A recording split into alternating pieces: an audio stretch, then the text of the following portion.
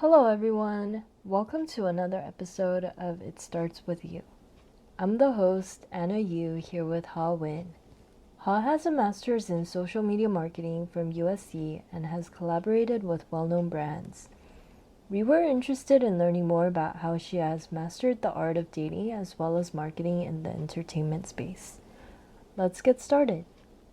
So tell me a little bit more about yourself and what you do. Yeah. So my name is Ha, just H-A. I'm from Vietnam originally.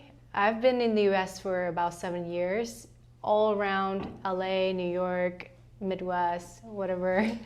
It's all around. I do marketing, mainly social media content, and I work for different companies in various industries like lifestyle, fashion, jewelry, and event production. So it's been pretty fun in the creative and business side. So how did you get into that space? I actually looked a little into your website. I noticed you have a master's in digital social media marketing, right? Mm-hmm. So did you transition through degree or was it like just naturally? Yeah, so I have my bachelor in marketing. Originally, I wanted to study fashion design. That was like my dream major for school, but it was too expensive and I still love business. So I choose the creative side of business. So I choose marketing for my bachelor. And I did a lot of like internships and work on campus, outside campus, job-wise in marketing. And then follow through kind of like that path. I was like, okay, now I'm gonna do a master, and it's just funny that they offer a master in digital social media. So I was like, okay, it clicks, and it happened. But I always have a passion about storytelling, and in the digital space, that's even bigger, where you can reach wider audience and global audience as well. What are some of the stories that you thought were interesting that you've heard? That you wanted to share? Yeah, there are a lot of interesting stories. One time I was doing content capture for an event and I didn't even know that was an event for Pamela Anderson documentary's premiere, for her Netflix premiere. And I was like, who is Pamela?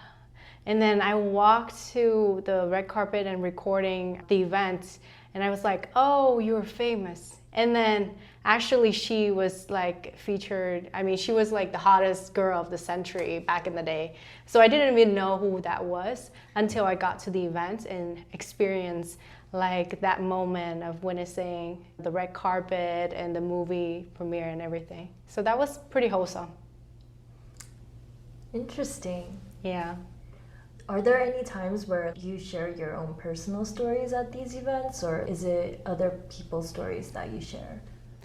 So I do have a personal kind of, not really like personal story, but it's mainly one of the events that kind of the highlight of all events that I did in my entire life, which was for Iron Run Project, which was the events that I co-founded in 2016 with my best friend. So it's gonna be like almost like a decade that it's been going on, and it's in Vietnam.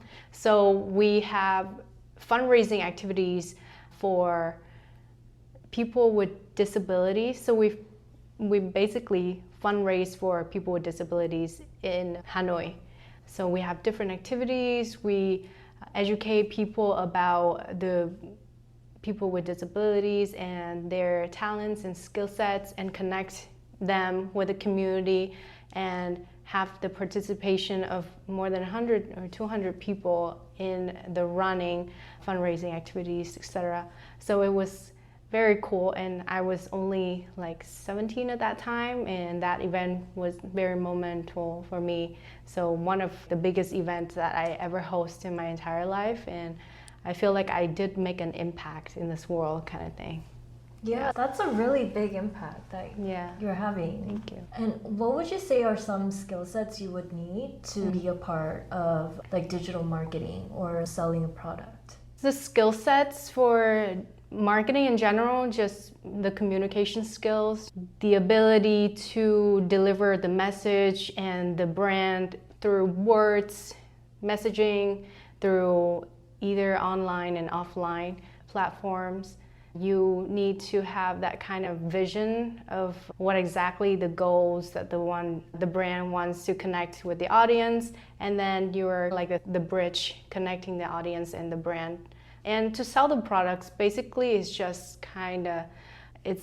about telling the story that is convincing enough for people to be like, oh, I really love this brand and I want to be a loyal fan and I want to purchase the product. Basically, it's not really about the products, it's about the lifestyle, it's about the branding, it's about the whole idea of, oh, why I want to be associated with this brand and why I want to buy this brand. It's always about the why, and it's like the storytelling behind it.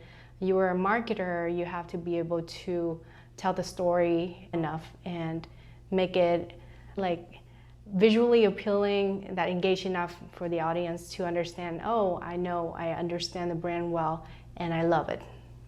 So what are 3 things that are needed to like engage the audience in, for example, like you said, lifestyle, right? What are 3 like main points like you would have to nail?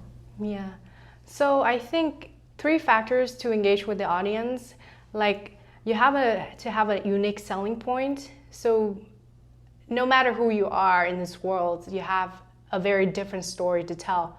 So your unique selling point would be the main factor that's going to separate you out from all other products available in this entire world. So be unique, be you. The second is be transparent, meaning be real. Just tell the story, tell us the challenges, because I know that Instagram or social, or sometimes people want to highlight the best part, but they don't show like the challenges, the difficulties. And a lot of us feel more resonate like when we see similarities in what we're facing in regular life. So bringing that gap, like closer to that gap, would be the authenticity, be real. So be unique, be real. And third is just be fun. Don't be too, oh, I have to put in a box, have to represent the brand in a certain way. You have the freedom to express, you have the freedom to deliver your message in multiple ways, multiple platforms, and just have fun with it. So be unique, be real, and be fun. I guess one of the issues that I have, like sometimes would be like, I don't know how to be fun sometimes. I feel like sometimes like I can be a little bit too serious when I'm trying to like engage with my audience. But what are some like suggestions you would give like when you say try to be fun? So I think be fun just means being you, doing the things that you love doing. Just have that touch of, oh, I'm not stressing about the goals, what it is, but I'm just having the moment in it. You enjoy the process, not, oh, I have the end result I have to achieve. Meaning, okay, I'm having this conversation. I love laughing. I love connecting with these people. Like just naturally happen. So just show the aspects of you that you would show to a close friend or anyone that you want to share your hobbies, your talents, your interests with. So it's just be in touch with who you are inside, like internally, and then you just spread it out. It's not having to be pretending to be somebody else. So that's the key part. Like as long as you know that you are fun, you're a whole package, and you just open up to the world and share your fun with the world. I guess I have a little more to learn from you. Just be confident. Be like, oh, I'm just gonna be me. I understand that. I accept if people like me for who I am, great. If people don't like me for who I am, great. Like I just be myself authentically, just be fun, and yeah, if they like my fun, great. I'm sure that there are plenty of people who love you for who you are and love your fun. So be you. Okay, I will keep that in mind. What are some things that you have dealt with while dating in LA? Oof.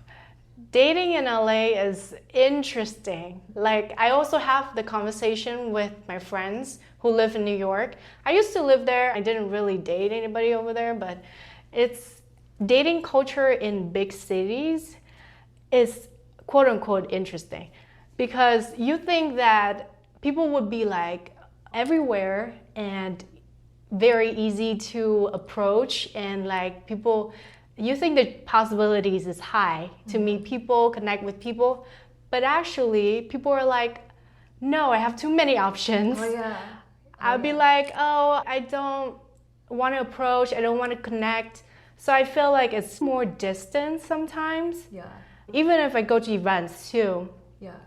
But it's not, oh, we're not having hope in dating. Yeah. So I feel like I'm still putting myself out there, and of course, if it's meant to be, it's meant to be. But of course, if you're in the right environment, you will meet the people that have the same interests, same hobby, the same lifestyles. So it's like a trap. And if the same environment, you are in that group, if you meet somebody and have that click and then connection works out, it works out. But dating in general, it's not so easy, to be honest. Yeah. No, I totally agree with you. I feel like it's just there's like a lot of ups and downs. And I feel like it's I feel like a lot of people also afraid of commitment. Yeah.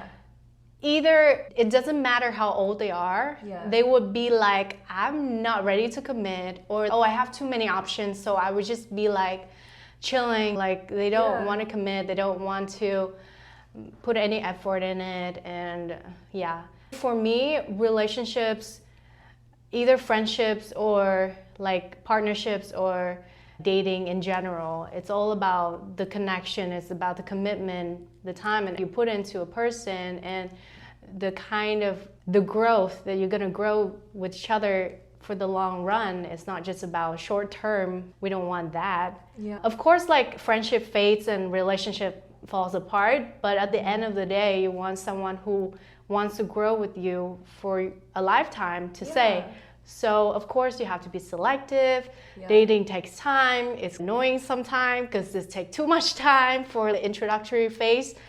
But then if you go through the process, enjoy the process. I'm in that phase too, like learn to enjoy the process.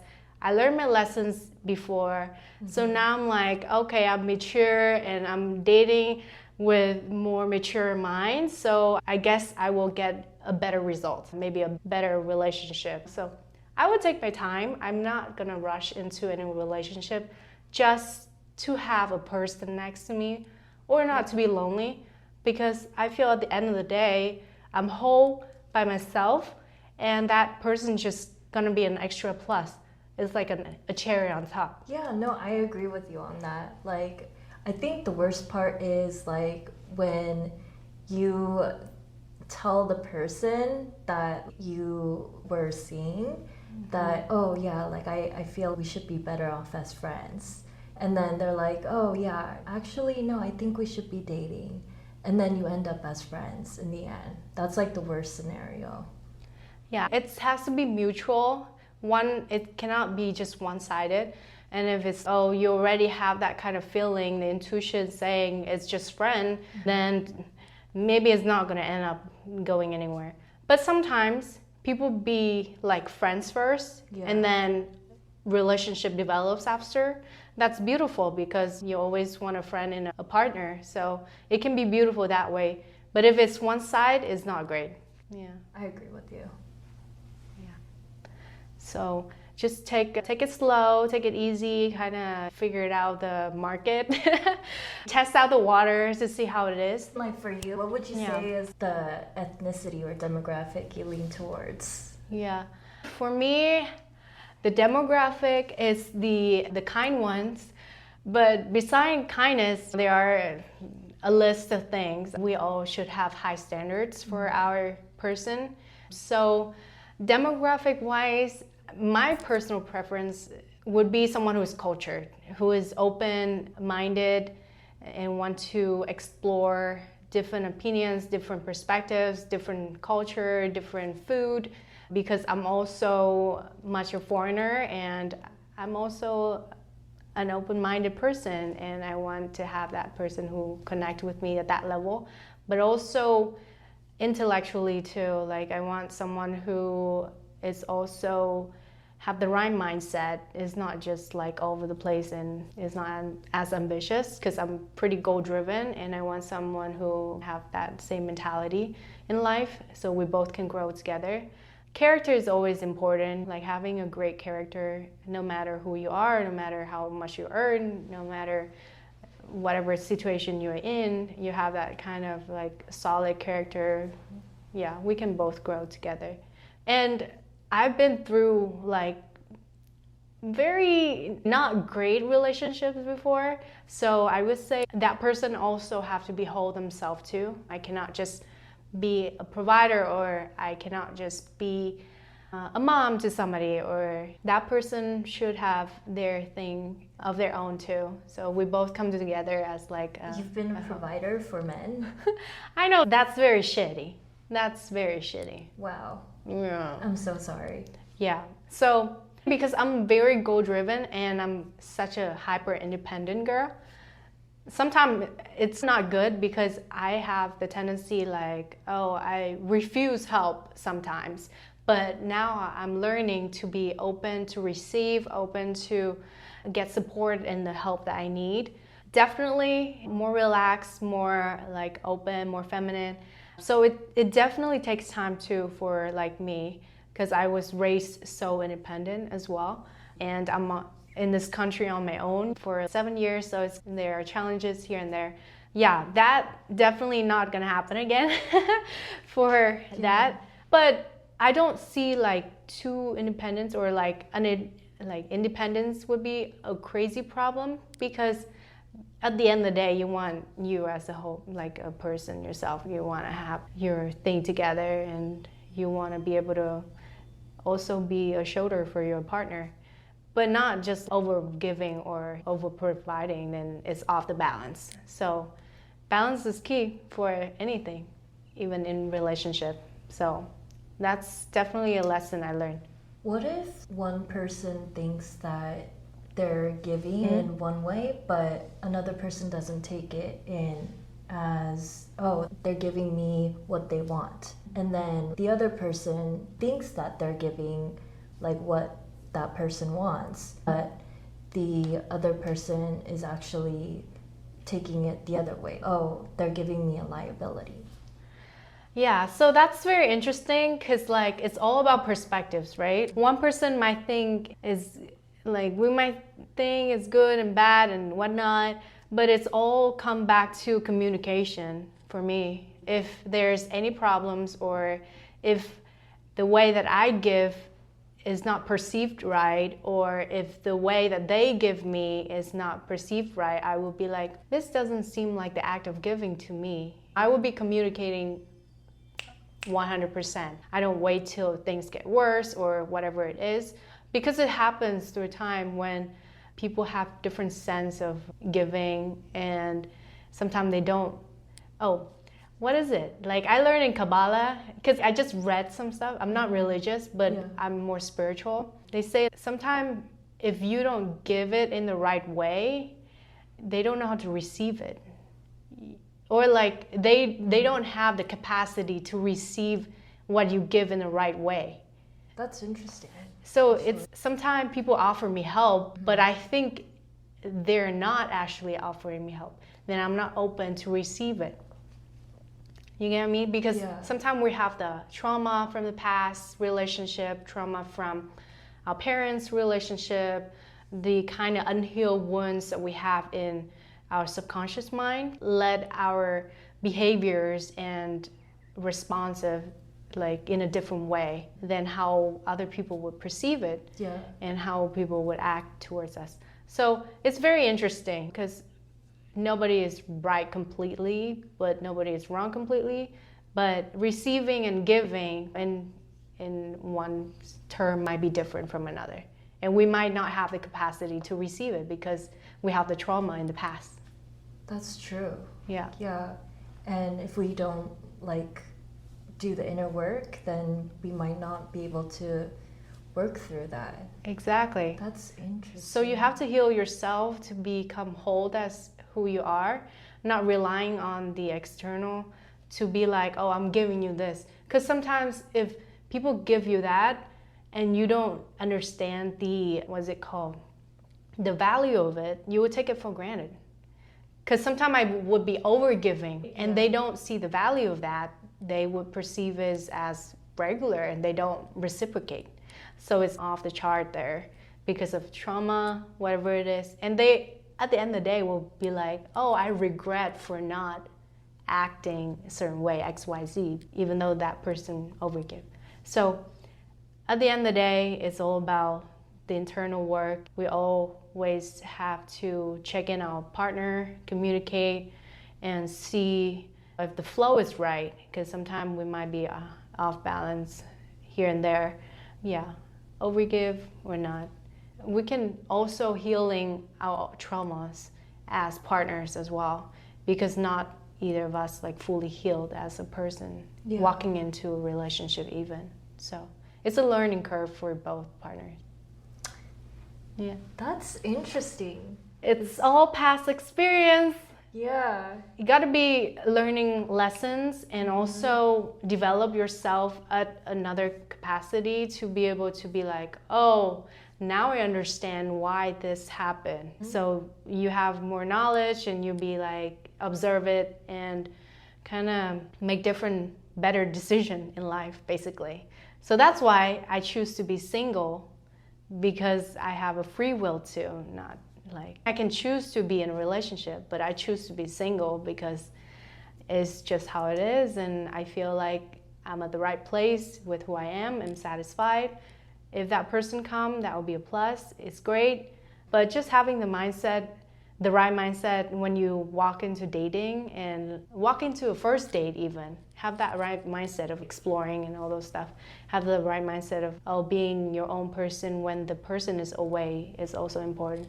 And the right mindset of, oh, what we're gonna do when we are together. Meaning we're gonna grow with each other, sharing beautiful moments, experience, etc.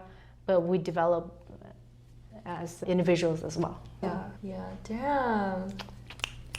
Yeah.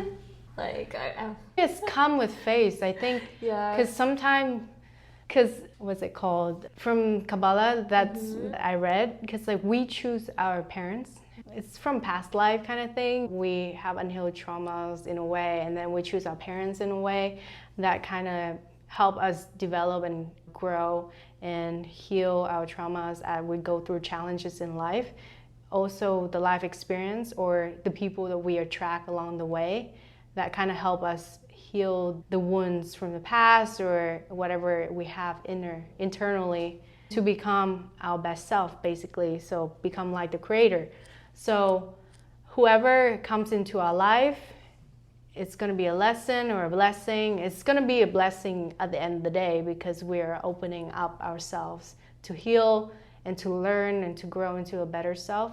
So for me, it's, oh, I was so independent, but I know where it comes from, what I need to do with it, like when I'm in a situation where I need help or I don't need help.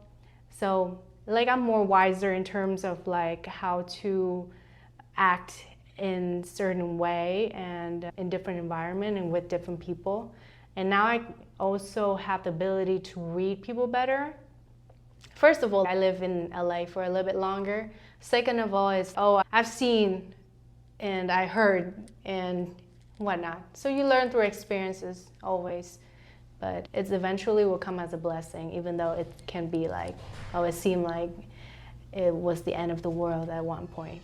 Even toxic relationship will be a blessing eventually because first of all, you get out of that relationship. Second of all, you learn so much lessons that you will not get into one like that, right? So life is always going to keep getting better eventually. So the end of the world will pass. If you enjoyed this episode, you can support our cause by going to buymeacoffee.com/AnnaYU. That's YOO. More support means more episodes. The link is in the episode description. Also, don't forget to visit our Instagram page for exclusive behind-the-scenes content at It Starts With You.